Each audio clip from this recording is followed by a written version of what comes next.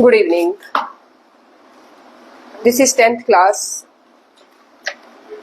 10th class हम लोगों ने क्या क्या कर लिया था? आज बहुत दिन हो गए, बताओगे हमने क्या क्या किया था? रिप्रोडक्शन चैप्टर में हमने क्या क्या किया था?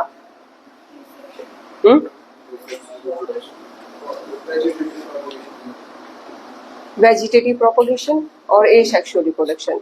आज हम करने जा रहे हैं सेक्सुअल रिप्रोडक्शन। ठीक है, क्या करने जा रहे हैं? Sexual reproduction. रिदम पढ़ोगे बेटा? रीडिंग करोगे? लाउड करना थोड़ी। हाँ।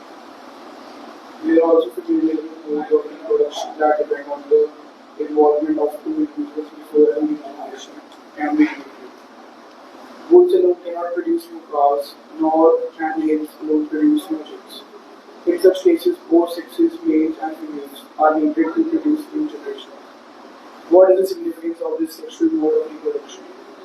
Are there a limitation of the asexual mode of reproduction, which we have been discussing above? Hold. क्या है कि ये है सेक्सुअल रिप्रोडक्शन। इन्होंने कहा कि ऐसी भी रिप्रोडक्शन है जिसमें दो इंडिविजुअल रिक्वायर होते हैं, और इन्होंने बताया कि चिक्स के केस में ऐसा होता है और बुल्स के केस में ऐसा होता है। इन्होंने कहा कि क्या जरूरत पड़ी सेक्सुअल रिप्रोडक्शन की? क्या ए सेक्सुअल रिप्रोडक्शन के कुछ ड्रॉबैक्स थे, कुछ कमियां थी जो वो पूरी नहीं हो पा रही थी, इसलिए सेक्सुअल रिप्रोडक्शन सामने आई। ये सारे क्वेश्चन के आंसर्स हम आगे जानने की कोशिश करेंगे। अब बोलो आगे, बोलो आगे। What is the sexual mode of reproduction? The creation of two new cells from one involves copying of the DNA as well as the cellular apparatus. The DNA copying mechanism, as we have noted, cannot be absolutely accurate, and the resultant errors are a source of variation in population of organisms. Every individual organism cannot be protected by DNA. एक minute hold करो। तमन पहले ये दरवाजा भी बंद कर दो और एक नंबर कम कर दो फैन को।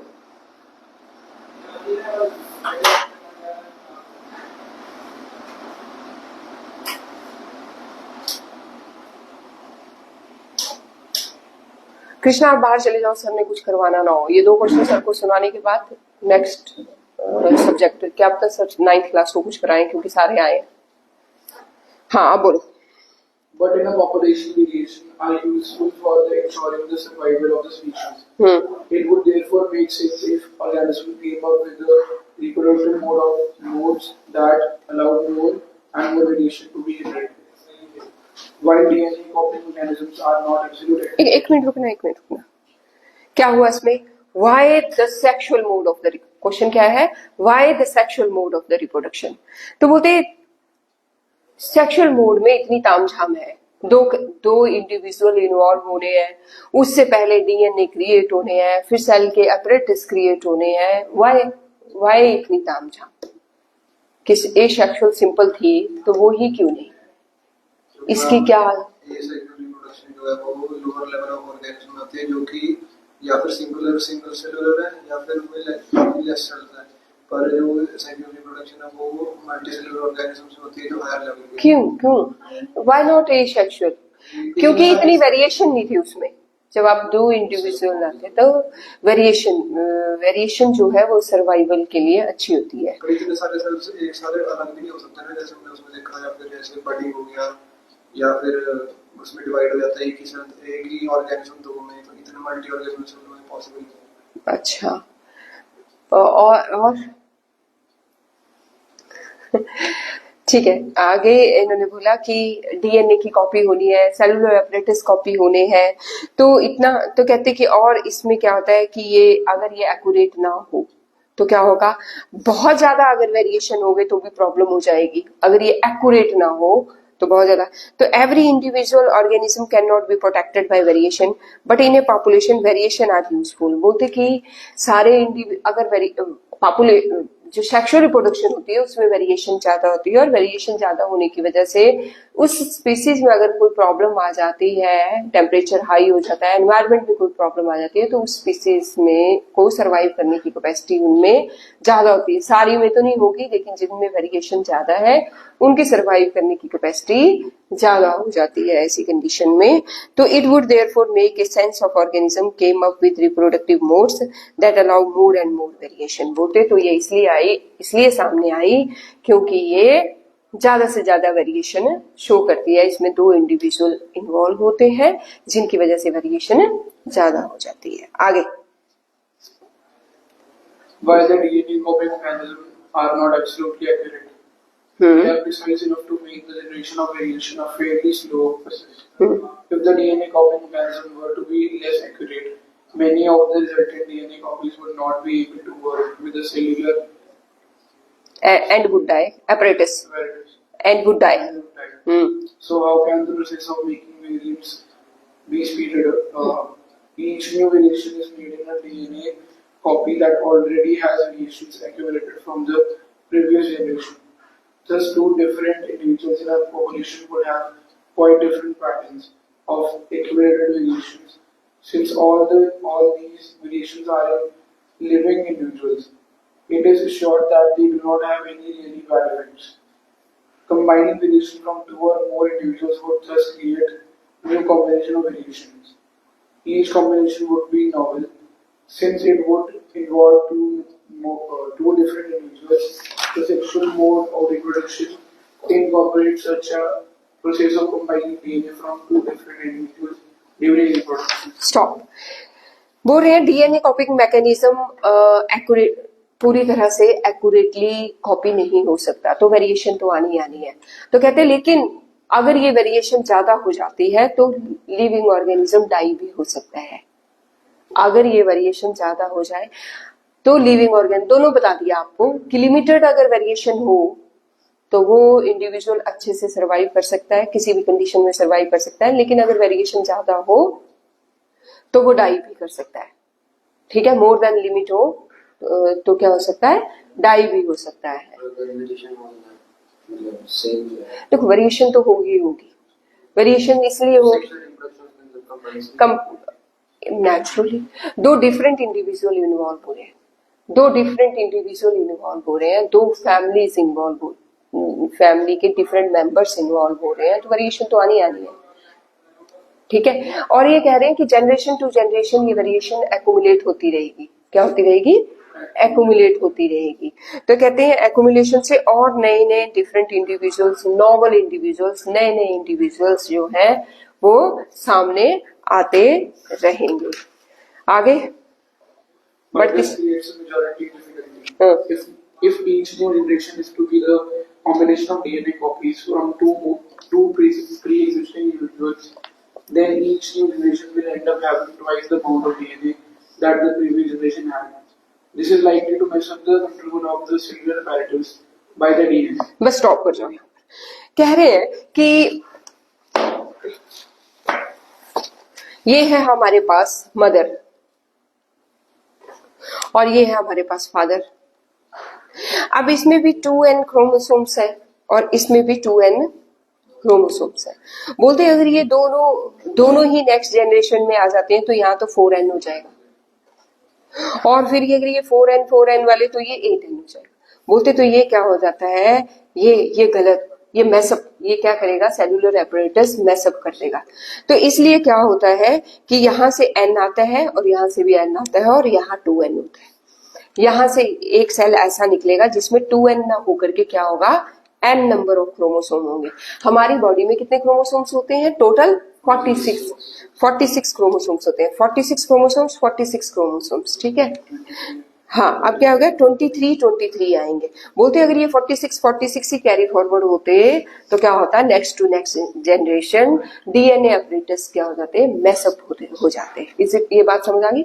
चलो आगे, ये क्वेश्चन आ जाएगा, क्वेश्चन बना हुआ है इसका, आगे बोलो। We have seen earlier that as organisms become more complex, the specialization of the tissue increases. One solution that many multicellular organisms have found for the problem mentioned above is to have special lineages of cells in specialized organs, in which only half the number of chromosomes and half the amount of DNA as compared to the non-reproductive body cells. This is achieved by the process of cell division called meiosis. क्या होता है, ये जो reduction division हुई ये ये क्या हुआ 46 से 23 हुए ये दोनों, ये इस वाली डिवीजन को हम मियोसिस डिवीजन कहते हैं। क्या कहते हैं? मियोसिस डिवीजन को हम रिडक्शनल डिवीजन भी कहते हैं। क्यों? क्योंकि इसमें half the number of the chromosome हो गए। Is it okay? ठीक है, आगे आगे बोलो। Thus, when these germ cells from two individuals combine during sexual reproduction to form a new individual, it results in re-establishment of the number of chromosomes and the DNA contents in the new generation. तो आपको पता लगा कि germ cells क्या है? Germ cells क्या है? Zygotes, जो सॉरी गैमेट्स। क्या है? गैमेट्स। ये जर्म सेल्स क्या है? स्पर्म एंड ओवा। क्या है? स्पर्म एंड ओवा। ये क्या है? जर्म सेल्स है। ठीक है, जर्म सेल एक ही बात है। स्पर्म एंड ओवा मतलब गैमेट्स, स्पर्म एंड ओवा मतलब germ cells. Is it okay? चलो आगे। If the zygote is to grow and develop into an organism which has highly specialized tissues and organs, then it has to have sufficient stores of energy for doing this. In very simple organisms, it is seen that the two germ cells are not very different from one another, or may even be similar. But as the body designs become more complex, the germs also specialize. रुक जाना। मैंने आपको यहाँ बताया कि ये sperm cells जो है गैमेट्स होते हैं या फिर जर्म सेल्स होते हैं। अब ये गैमेट्स फ्यूज करके क्या बना रहे हैं? जाइगोट। क्या बना रहे हैं? जाइगोट। इन्होंने बोला कि ये जो जर्म सेल्स है, ये जो गैमेट्स हैं, ये बिल्कुल सिमिलर भी देखने में हो सकते हैं कई ऑर्गेनिजम्स में, और कईयों में छोटे बड़े साइज भी हो सकते हैं। कई ऑर्गेनिजम्स में ये छोटे बड़े सेल्स भी हो सकते हैं। बोलते द जर्म्स आल्सो स्पेशलाइज, बोलते डिजाइन बिकमिंग मोर कॉम्प्लेक्स। जैसे जैसे बोलते हैं ऑर्गेनिज्म जो है ज्यादा कॉम्प्लेक्स, जैसे हाथी है वो बहुत कॉम्प्लेक्स है, ह्यूमन ऑर्गेनिज्म, व्हेल, ये सारे क्या है? कॉम्प्लेक्स ऑर्गेनिज्म है। तो इनमें क्या होता है कि सेल भी स्पेसिफाइड है। स्पर्म का डिफरेंट डिजाइन है, उसमें टेल होती है लेकिन ओवा में टेल नहीं होती है। ठीक है, तो स्पर्म का स्पेशल ऑर्गन अलग, मतलब एक अलग स्ट्रक्चर होता है, ओवा का एक अलग स्ट्रक्चर होता है। Is it okay? चलो आगे। One germ cell is large and contains the food source, while the other is smaller and likely to be motile. Conventionally, the motile germ cell is called the male gamete, and the germ cell containing the stored food is called the female gamete. We shall see in the next few sections how the need to create these two different types of gametes give rise to differences in the male and female reproductive organs, and in some cases differences in the bodies of the male and female organism.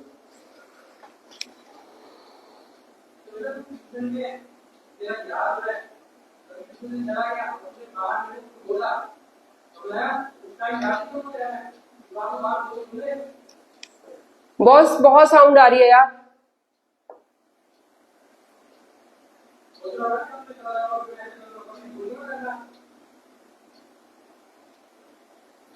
आप sound कम कर दो।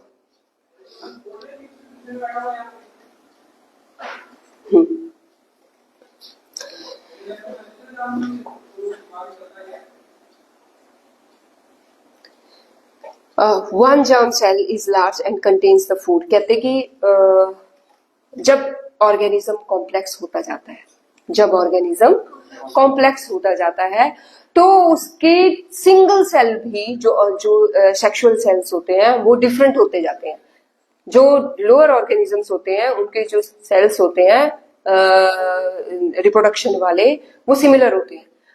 दूसरी बात, एक motile होगा और एक नॉन मोटाइल, एक अपनी जगह पर रहेगा और दूसरे को मूव करना पड़ेगा, तो उसे क्या कहते हैं? Motile. In case of humans sperm is motile and ओवा इज स्टेशनरी। तो वही इन्होंने कहा कि जब ऑर्गेनिज्म कॉम्प्लेक्स होते जाते हैं तो बॉडी डिजाइन जो है डिफरेंट होता जाता है और कॉम्प्लेक्स होता जाता है। जितना वो सिंपल लिविंग ऑर्गेनिज्म में सिंपल था, सब कुछ ही सिंपल था, उसी तरह से मतलब गैमेट्स भी, जर्म सेल्स भी सिंपल थे, एक जैसे थे। लेकिन जैसे जैसे ऑर्गेनिज्म कॉम्प्लेक्स होते गए वैसे वैसे हर चीज जब डिफरेंट होती गई तो मेल और फीमेल के ओवा और स्पर्म भी डिफरेंट होते गए। एक मोटाइल और दूसरा मोटाइल और स्ट्रक्चर में भी डिफरेंट होता गया। आगे बोलो। Sexual reproduction in flowering plants. The reproductive parts of the angiosperms are located in the flower. how I have already studied the different parts of flower. Do you know angiosperm क्या होते हैं? Do you know angiosperms? Angiosperm word यहाँ आया है। Angiosperms वो होते हैं जिनमें फ्लावर्स होते हैं, जिनमें वो प्लांट्स जिनमें फ्लावर होंगे उन्हें हम एंजियोस्पर्म्स कहते हैं। आगे बोलो। Sepals, petals, stamens and the pistil. Stamens and pistils are the reproductive parts of the flower which contains the germ cells. Okay, What possible function could the petals and sepal serve? Stop here. अब हमारे पास 3 number का question आएगा, describe flower. तो आप क्या लिखोगे? उसके 4 वोल्स होते हैं। वोल्स मतलब सबसे बाहर एक, फिर उससे अंदर, फिर उससे अंदर, फिर सबसे अंदर। The flower have 4 whorls, sepal, petals, and then stamen and then pistil. Stamen and then pistil. Pistil is the female reproductive part. Pistil is the female reproductive part. और जो stamen है वो क्या है? Male reproductive. Male reproductive part. अब इसको ना ये कॉम्प्लेक्स होता जाएगा प्रोसीजर, प्लीज पूरी ध्यान से पढ़ना, ठीक है। आगे द फ्लावर में भी, अब मैं खुद पढ़ूंगी। What is possible function? बोलते हैं इसमें पिस्टल, ये जो जर्म सेल्स हैं, जर्म सेल्स कौन से हैं? फ्लावर में जर्म सेल्स कौन से हैं? Pistil and स्टेमन। Sepal and petal क्या है? असेसरी। रिप्रोडक्शन होएगी वो पार्ट फेलअप हो जाएगा। थोड़े तो पार्ट है जो सेपल, आराम से बैठो, जो सेपल और पेटल हैं वो गिर जाएंगे, ठीक है, और जो जर्म सेल्स हैं वो फॉल ऑफ हो जाएंगे, और जो पेटल और पिस्टल और स्टेमन है वो उनका प्रोसीजर जो है वो रिप्रोडक्शन में हेल्पफुल होंगे। कैसे होंगे वो सब कुछ अब स्टडी करने जा रहे हैं। द फ्लावर में भी यूनिसेक्सुअल, बोलते फ्लावर बाइसेक्सुअल भी हो सकते हैं और यूनिसेक्सुअल भी हो सकते हैं। तो यूनिसेक्सुअल का हमारे पास एग्जांपल है पपाया। क्या है? Papaya, watermelon. ये क्वेश्चन आ जाएगा 1 नंबर में, ये क्वेश्चन आएगा कि यूनिसेक्सुअल फ्लावर के एग्जांपल्स दो, याद हो जाएंगे। Papaya and watermelon which contains either स्टेमन और द पिस्टल। बोलते यूनिसेक्सुअल है तो क्या होगा? या उसमें स्टेमन होगा या फिर पिस्टल होगा, ठीक है। तो और बाइसेक्सुअल का एग्जांपल है हिबिस्कस और mustard. When it contains both स्टेमन and pistol, स्टेमन is male reproductive part and it produces pollen grains that are yellowish in color। पता लग गया स्टेमन क्या है? स्टेमन मेल रिप्रोडक्टिव पार्ट है। एक कुछ फ्लावर ऐसे होंगे जिसमें अगर वो फ्लावर है तो उसमें सिर्फ स्टेमन है और दूसरे प्लांट पे जाकर के फीमेल रिप्रोडक्टिव पार्ट है, पिस्टिल है, तो वो है पपाया और वाटरमेलन। लेकिन कुछ प्लांट्स ऐसे हैं कि एक ही फ्लावर के अंदर दोनों प्रेजेंट है, तो वो है बाइसेक्सुअल फ्लावर। फिर उन्होंने बोला कि जो स्टेमन है वो मेल रिप्रोडक्टिव पार्ट है और जो उसके ऊपर क्या होंगे? उस स्टेमन के ऊपर सबसे ऊपर क्या होंगे? पीले पीले होंगे। जब आप हाथ लगाते हैं तो ऐसे करके पीले पीले हाथ में लग जाते हैं, उसे हम क्या कहते हैं? पोलन। क्या कहते हैं? पोलन। तभी उसके उड़ करके फीमेल के सबसे ऊपर के पार्ट में गिरने को क्या कहते हैं? पॉलिनेशन। क्या कहते हैं? पॉलिनेशन। क्योंकि पोलन आके गिरा है तो उसे हम क्या कह देते हैं? पॉलिनेशन। अभी फर्टिलाइजेशन नहीं हुई है, वो सिर्फ अपने पार्ट से गया है, हवा से, इंसेक्ट से। इंसेक्ट यहाँ बैठा था, उसके पैरों में पोलन लग गए, वो उड़ करके उस प्लांट में चला गया जहां पर क्या पिस्टिल पड़ा हुआ था, और पिस्टिल के ऊपर वाले पार्ट में जाकर के वो पोलन्स जो है वो लग गए, तो वो पॉलिनेशन है। अब वो पॉलिनेशन जो है ट्यूब निकालेगी, वो धीरे धीरे करके वहां जाएगी जहां पे स्टेमन का क्या वगैरह होगा? स्टेमन का, पिस्टिल का मेन जो एग है वहां होगा। वहां जाके जब फ्यूज करेगा तब उसको फर्टिलाइजेशन बोलेंगे। पोलन को स्टिग्मा के ऊपर पड़ने को क्या कहेंगे? पॉलिनेशन। और स्टिग्मा से पोलन ट्यूब निकलते निकलते जाकर के एग के साथ फ्यूज करने को फर्टिलाइजेशन करेंगे। लेकिन इट्स नॉट सिंपल, इसमें कॉम्प्लेक्स प्रोसेस है जिसको हम पूरा स्टडी करेंगे, ठीक है। तो बाइसेक्सुअल फ्लावर के नाम बताओगे तनवीर? नो, वो यूनिसेक्सुअल का है, hibiscus and mustard. Hibiscus and mustard. You must have seen this yellowish powder that often stick to our hands if we touch the stamen of a flower. देखा है ना, जैसे ही टच करते हैं तो इसको हम क्या कहते हैं? Pollen. Pistil is present in the center of the flower and is the female reproductive part. पता लग गया female reproductive Tanveer? female reproductive part जो है फ्लावर में कौन सा होता है? क्या नाम होता है उसका? पिस्टिल। क्या होता है? पिस्टिल। ठीक है, तो पिस्टिल के कौन से पार्ट में पोलन आके गिरेगा?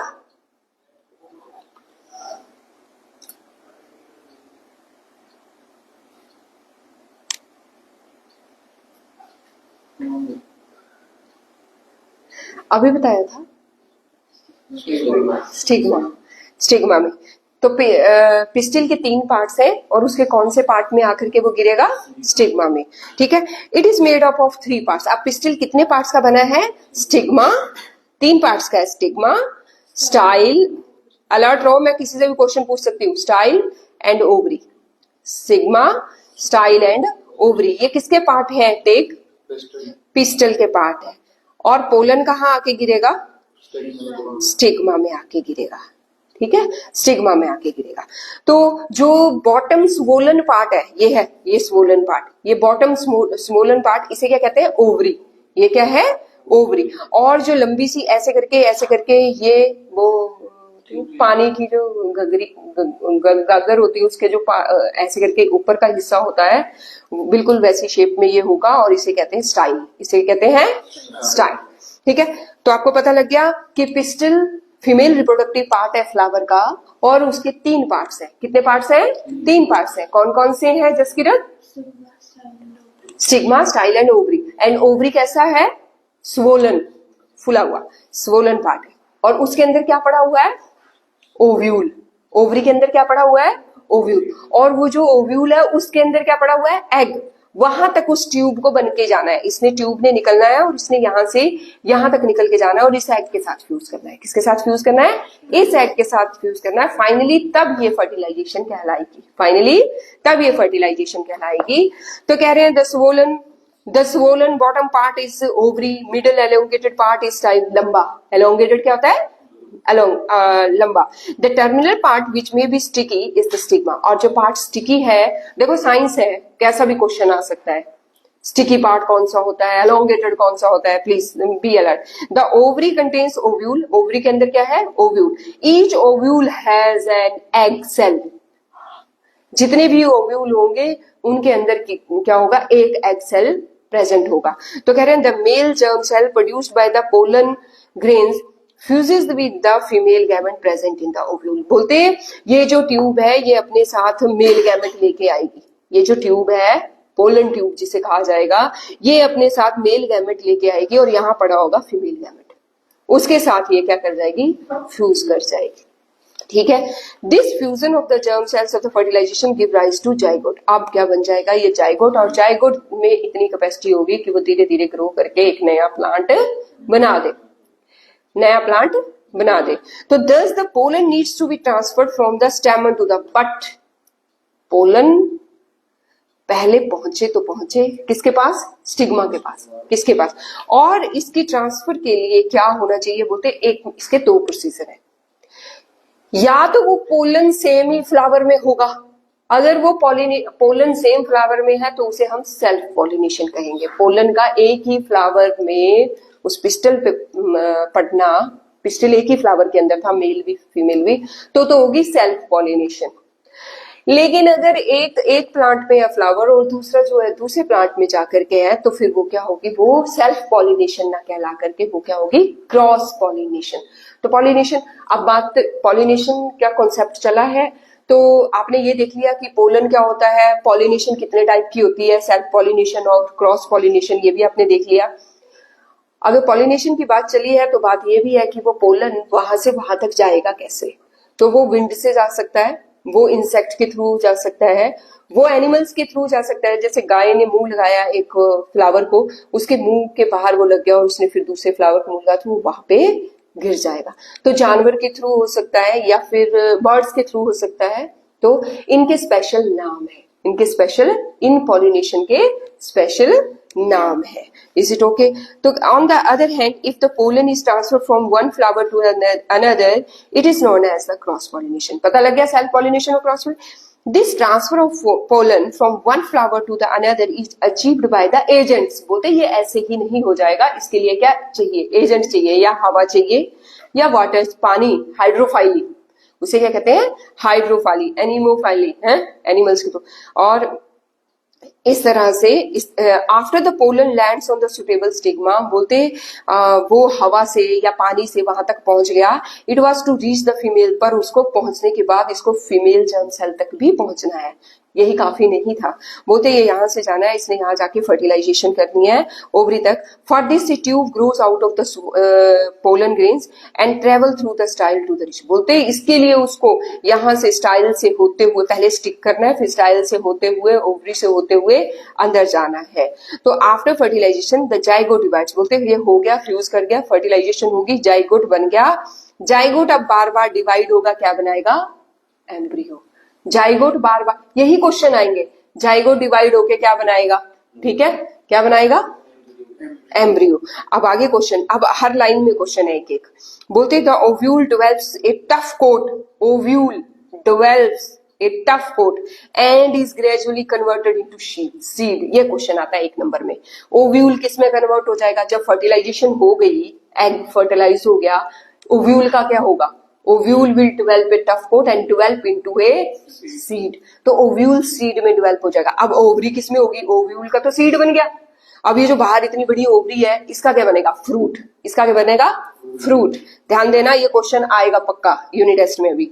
तो कह रहे हैं ovary develops a tough coat and is gradually converted into seed. The ovary grows rapidly and ripens into a fruit. Ripens into a fruit. तेज मैंने क्या बोला?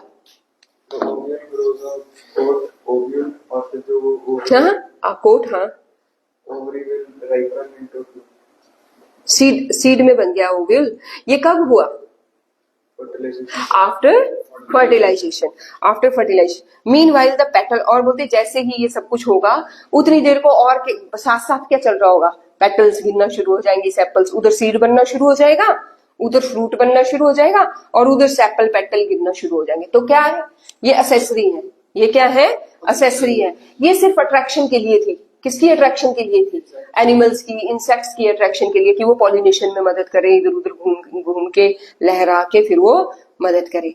तो क्या कह रहे हैं? Mean while the petal, sepal, स्टेमन, style and stigma may shrivel and fall off. Have you ever observed any flower part still persisting in the fruit? कई पार्ट्स जो ना फ्रूट में परसिस्ट कर जाते हैं, कई प्लांट्स हैं ऐसे। तो try and work out the advantage of seed formation of the plant. The seed contains the future plant. तो सीड में क्या है? एम्ब्रियो है, जो कि क्या प्रोवाइड करेगा? उसको नरिशमेंट प्रोवाइड करेगा। Develops into seedling. अब प्रॉपर कंडीशन आने पर उसकी क्या कर सकते हो आप? उसमें प्रॉपर कंडीशंस अप्लाई करके उसको फिर से जर्मिनेट कर सकते हो। तो उसे क्या कहेंगे? जर्मिनेशन। तो कह रहे हैं अगर आप सीड को प्रॉपर कंडीशंस अप्लाई करते हो तो फिर से वो क्या कर सकता है? जर्म। तो यहाँ 3 शब्दों की आपको डेफिनेशन आएगी। एक आएगी डेफिनेशन आपको पॉलिनेशन क्या होता है, दूसरा फर्टिलाइजेशन क्या होता है, फिर तीसरा जर्मिनेशन क्या होती है, और ओव्यूल कौन डेवलप करता है और ओवरी कौन डेवलप करता है। ओवरी कौन डेवलप करता है तमन? हाँ, नहीं, ओवरी किस में कन्वर्ट हो जाती है आफ्टर फर्टिलाइजेशन? फ्रूट में, राइपन्स फ्रूट। ठीक है, ये हो गया। आज आपको ये डायग्राम भी ड्रॉ करना है, ये डायग्राम भी ड्रॉ करना है, और इसकी पूरी थ्योरी याद करनी है। इसे ओके। अब है हमारे पास रिप्रोडक्शन इन ह्यूमन बींग्स। ठीक है, reproduction in human beings. So far we have seen discussing the variety of modes that different species use the reproduction. Let us now look at the species that we are also interested in, namely humans. Humans use a sexual mode of reproduction. करते हैं sexual mode of reproduction करते हैं, इतनी knowledge तो आपको है ही है। Let us begin at an apparently unrelated point. All of us know that our body changes as we become older. जैसे जैसे हमारी एज होती जाती है, हम ओल्ड होते जाते हैं, यू हैव लर्न चेंजेस, तो बॉडी में चेंजेस होती रहती है। We notice that our height बढ़ने लगती है कंटिन्यूसली, जैसे जैसे एज बढ़ने लगती है। We acquire teeth, we even lose the old. ऐसा ही होता है, छोटे होते हैं तो मिल्क के टीथ, फिर दूसरे टीथ, ऐसे ऐसे करके ग्रो करते जाते हैं, और एक एज आती है। कौन सी एज? Teen age. कौन सी एज? टीन एज आती है। All these are changes that can be grouped under the general process of the growth. Question आएगा what is growth? आंसर है ये जो चेंजेस आपकी बॉडी में आ रही हैं, कौन सी चेंजेस? प्यूबर्टी। इन्होंने ये पहले की बात की है, जब ग्रोथ हो रही है, जब टीथ नए आ रहे हैं, टूट रहे हैं, वो सारी, in which the body becomes larger, but early teenage years a whole new set of changes occur that cannot be explained simply as a body enlargement. Instead, the appearance of the body changes, proportion changes, new features appeared, and so do new sensations. ऐसा होता है teenage में, hormonal changes होती हैं और body changes होती हैं. Some of these changes are common to both boys and girl. इसे हम कहते हैं, क्वेश्चन आएगा, what are the secondary changes in boy and girl. Secondary changes in the boy and girl. तो ये सारी चेंजेस आपने लिखनी है, ठीक है. बॉडी में पिंपल्स होने लगते हैं, अपनी बॉडी को कॉन्शियस होने लगते हैं, न्यू थॉट्स आने लगते हैं, हार्मोनल इम्बैलेंस होने लगता है, हेयर्स आने लगते हैं बॉडी में. ये सारी आपकी 3 मार्क्स का क्वेश्चन आएगा. Write down the secondary changes which occurs in the teenage. लिख दोगे. On the other hand there are also changes take place which are different in boy and girls. ये भी आपने पढ़ लेनी है, ठीक है. इसके बाद गर्ल्स में मेंस्ट्रुएशन साइकिल होने लगती है, ठीक है. और all these changes takes place slowly over a period of month and years. बोलते ये कोई एक दिन में नहीं आते बदलाव, ये कोई 2 दिन में नहीं आते, इनमें ईयर्स लगते हैं, ठीक है. They do not happen all at the same time. और ऐसा भी नहीं है कि किसी को 11 साल में आ रहे हैं तो सबको ही 11 साल में आ रहे हैं. किसी में वही चेंजेस 13 में आएगी, किसी को 15 में आएगी, कोई एक टाइम एक लंबा टाइम है 6-7 साल का, किसी को किसी टाइम पे. In some people they happens early and quickly. किसी को जल्दी चेंजेस आती हैं, किसी की लेट आती हैं, है ना, कंप्लीट होती हैं. तो ये कह रहे हैं स्कैटर्ड हेयर्स आने लगते हैं बॉडी में, ठीक है. तो इसके बाद है just as we have differently shaped noses finger, उसी तरह से डिफरेंट साइज डिफरेंट शेप के अदर बॉडी पार्ट्स जो है वो मैच्योर होने लगते हैं. Is it okay? अब कह रहे हैं why does the body show sexual maturation at this age? We have talked about the need of the specialized cell types in the multicellular bodies to carry out specialized functions.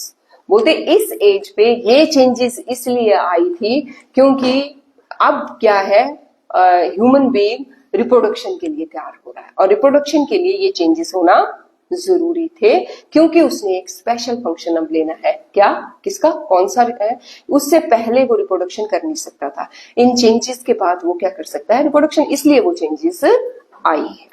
तो कह रहे हैं the creation of germ cells to participate in the sexual reproduction another specialised function and we have seen that plants develop special cells and tissues type to create them. बोलते इसी तरह से plant में होता है एक स्पेसिफिक टाइम में और इसी तरह से ह्यूमन बींग्स में होता है एक स्पेसिफिक टाइम में. जर्म सेल्स डेवलप होने के लिए पहले उनमें क्या होती है, सेकेंडरी सेक्सुअल चेंजेस होती हैं. तो कह रहे हैं however while the body of the individual organism is growing to its adult size, the resources of the body are mainly directed at achieving the growth. बोलते अब बॉडी अडल्ट की तरफ जा रही है और अब क्या है, ग्रोथ पूरी तरह से हो जाएगी. मैक्सिमम 18 ईयर तक जितनी ग्रोथ होनी हो बॉडी की हो जाती है. while that is happening, the maturation of the reproductive tissue is not likely to be a major priority. Thus, as the rate of the general body growth begins to slow down, reproductive tissue begins to mature. This period during adolescence is called puberty. ये जितनी changes आई 13 साल से लेकर के 18 साल तक, जितने body में बदलाव आए, हार्मोन्स के बदलाव आए और उसकी वजह से आपकी बॉडी चेंज होने लगी, बोलते इस पूरी एज को हम क्या कहते हैं, पबर्टी. क्या कहते हैं, puberty. So how do all the changes that we have talked about link to the reproductive process? बोलते ये जितनी सारी changes हैं ये linked कैसे हैं reproduction के साथ. We must remember that the sexual mode of reproduction means that the germ cells from 2 individuals have to join together. 2 individual से जर्म सेल्स आने हैं. तो कह रहे हैं this can be happen by the external release of the germ cell. Germ cell एक motile होगा तभी तो दूसरे तक पहुंचेगा, अगर वो मोटाइल नहीं होगा तो वो बॉडी से. तो कह रहे हैं ये इसीलिए हुआ, ये सब कुछ मैच्योरिटी, ये चेंजेस इसलिए हुई ताकि जर्म जो है एक मोटाइल हो जाए और वो अपने प्लेस से निकल करके दूसरे प्लेस तक जा सके. Is it okay? तो इसलिए ये चेंजेस एनिमल्स में और उसमें होती हैं ताकि वो सेक्सुअल मैच्योरेशन के टाइम अपने प्लेस तक पहुंच पाए. Is it okay? On the other hand the actual transfer of germ cell between two people need special organs. तो इसलिए ऑर्गन्स भी पूरी तरह से डेवलप होते हैं. कल हम पढ़ेंगे male reproductive system, female reproductive system और रिप्रोडक्टिव हेल्थ. कितना टाइम हुआ है?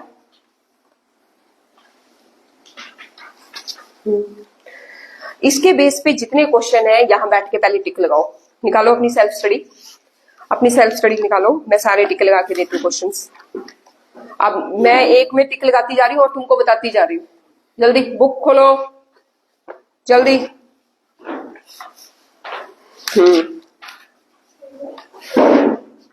पहले तो एक एक्टिविटी है, एक्टिविटी याद करनी है.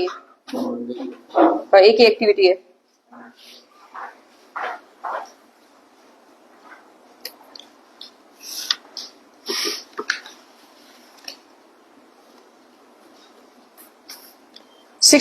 सिक्स क्वेश्चन है एक्सरसाइज का. फोर्थ क्वेश्चन है एक्सरसाइज का. जल्दी.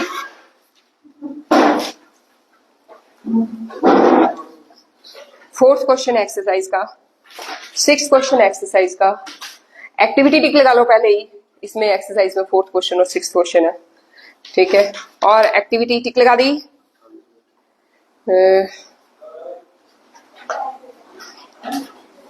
फर्स्ट क्वेश्चन है वेरी शॉर्ट का.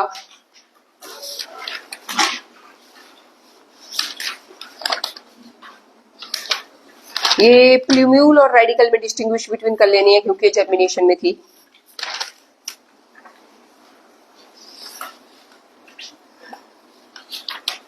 ये क्वेश्चन है जर्मिनेशन फर्टिलाइजेशन पे क्वेश्चन है.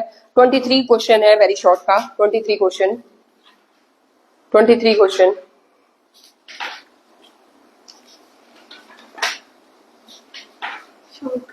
हाँ, वेरी शॉर्ट का क्वेश्चन है. Differentiate between pollen grain and ovule and differentiate between germination and fertilisation.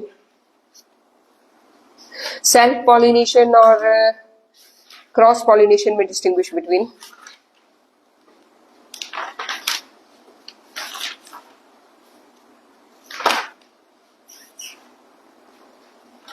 ये भी करना है आपने. This 6 specific characteristic of sexual reproduction. ये distinguish between sexual and asexual reproduction.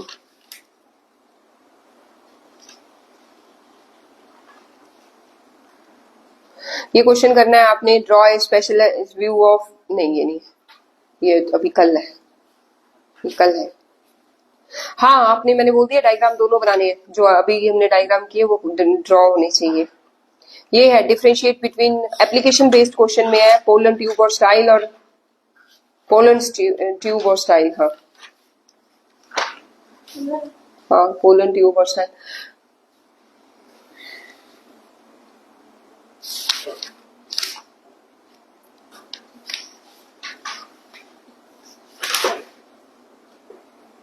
ये एक्सप्लेन एनसीईआरटी एग्जाम्पलर में है.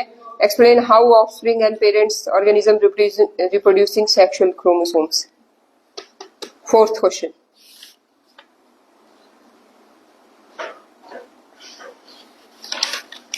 आप तनवीर जाओ, आपका केमिस्ट्री का पेपर है. सॉरी, उसका पेपर है. ये मैंने बोल दिया, ये दोनों डायग्राम मुझे चाहिए. ठीक है, चलो स्टार्ट करो. यही क्वेश्चन है आज. जल्दी करो. जिस चीज को याद होंगे उसकी छुट्टी हो जाएगी, बट जिसकी सोशल है वो सोशल करेगा पहले. ये लो.